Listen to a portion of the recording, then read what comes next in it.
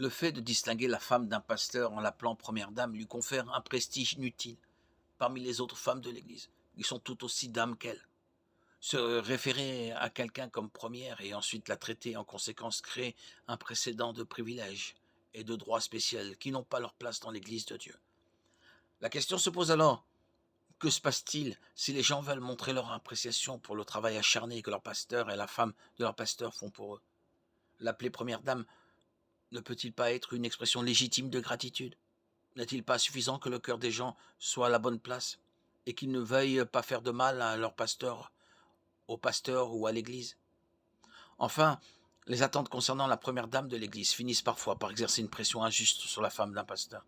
Parfois, tout ce qu'elle désire vraiment, c'est être l'aide de son mari et prier, enseigner d'autres femmes et servir sa famille d'église, comme le Seigneur l'a équipée et dirigée, sans aucun titre particulier.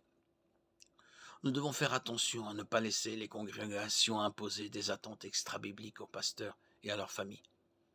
Personne dans l'Église ne devrait rechercher des titres parmi les autres croyants, en particulier un titre qui signifie premier en quelque chose. De même, personne dans l'Église ne devrait utiliser des titres ou tout autre moyen de faire une distinction non biblique de supériorité parmi les croyants.